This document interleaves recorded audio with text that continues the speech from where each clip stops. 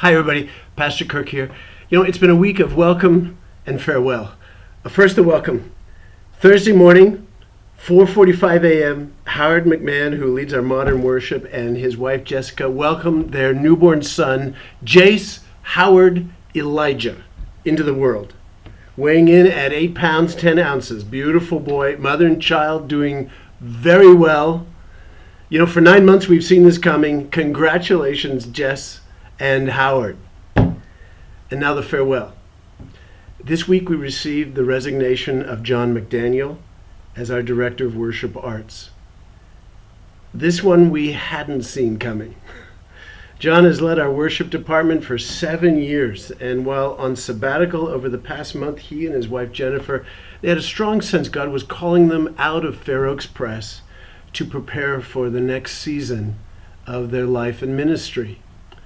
The Lord has not revealed yet where or what that call is yet. John has long had an interest in pursuing a doctorate with the prospect of college-level teaching. He's also looking for a larger, broader worship ministry in the future. Jennifer has an interest in attending seminary. Ideally, they will locate to a place where both of these programs are available and where there's a church that needs a worship pastor. It's very difficult to actively pursue these plans while immersed in the week-to-week details of full-time music ministry that John does here. And so he's stepping out as our director, and he's stepping out in faith. And we want to pray for him and bless him. John has led our church into a rich and wonderful experience of worship for the past 7 years. More than just great music, he has taken us to the high places of worship, and he's done it with such excellence. He's brilliantly blended traditional and contemporary styles in our classic worship service and given it vitality and appeal to younger worshipers. John is asked to be with us for 3 more Sundays, so we'll have a celebration of his ministry on his last Sunday, September 11, at our church picnic. And for the next 3 Sundays, we encourage everybody to go out onto the church plaza and sign an appreciation and farewell card. And if you'd like, you can also contribute to a love gift that we'll present to John and Jennifer at the picnic. It's difficult to imagine how we can sustain the rich experience of worship that we've enjoyed under John's leadership. And yet, God brought us John when we didn't know there was a John who could lead us. That was 7 years ago. I know the plans I have for you, says the Lord. They're plans to give you a future and a hope. And God has a good future for John and for Fair Oaks too. We're going to be okay. And in the meantime, let's be very grateful for God's gift to us of John these past years. And let's trust God for our next season of worship. We are strongly committed to high quality traditional worship in what we call our classic service. And John has coached a beautiful sound out of our fine choir and out of us too. And he has recruited a splendid volunteer orchestra. We want choir and orchestra to continue strong. And we have a deep worship bench, as we found out during the recent Sundays when John was gone, and we had summer worship leaders leading our classic service. So we're going to form a transition and succession team with staff and choir representation. They're going to go to work right away to find John's interim and long-term successor. Hey, yesterday, our church hosted the City Pastors Fellowship Luncheon. Over 200 pastors from across the greater Sacramento area came together for friendship, worship, encouragement, and to share a united vision for the city. One issue, for example, we talked about was the role churches can play in reconciling the city's police department and the communities of color who are often feeling discriminated against or oppressed by police. Anyway, the City Pastors Fellowship meets 4 times a year in Rockland, in South Sac, in Midtown, and here in Fair Oaks. We host it every August. And I was so proud of our church. Dozens of volunteers made the luncheon exceptionally hospitable.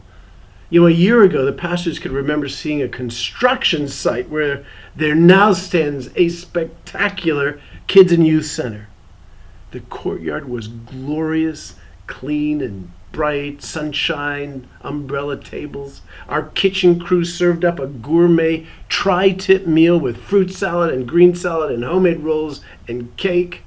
The huge Family Life Center was beautifully decorated with tablecloths and candles and flowers, and our worship team rocked the house. People said, "Is this a Presbyterian church?" They were hugely impressed. One big church pastor was heard to say, "Whose band is this?" And when he was told it was our house band, he said, "No way!" Well, the pastors went away feeling deeply honored and generously hosted. One of our city's leading pastors pulled me aside and said, "This is the Mount Everest of city pastors' events." I'm convinced when church leaders come together and unite like this, God is deeply pleased. He releases a blessing on the churches and on the city, and the witness to the greater community about Christian unity is great. God has greatly blessed our church to be able to step up and host this event. I hope you're proud of Fair Oaks. Hey, on Monday, let me tell you about something else. On Monday, we invited our family ministry pastor, our new pastor, Josh Hall, to join 10 kids and youth staff and some others, including me, on a 14-mile raft trip down the middle fork of the American River. The water there runs fast and very cold. Not too long ago, it was snow, and it's coming from underneath the dam, okay? There are at least 3 Class 4 rapids and numerous Class 3s. Well, Josh, he's our new he doesn't really start here at FOPC until September 19, okay? But we thought we ought to plan a team-building experience before the fall programming begins in earnest. Kids and youth ministries are going to report to the family pastor. And there's nothing like a near-death experience to bond people. Plane crash, for example, or a bank robbery. This trip was like those. And we all survived, and we're like family now. Hey, a few more things. Summer is ending. Our fall programming is about to start up big time. First, life groups and Bible studies are going to be resuming in early September.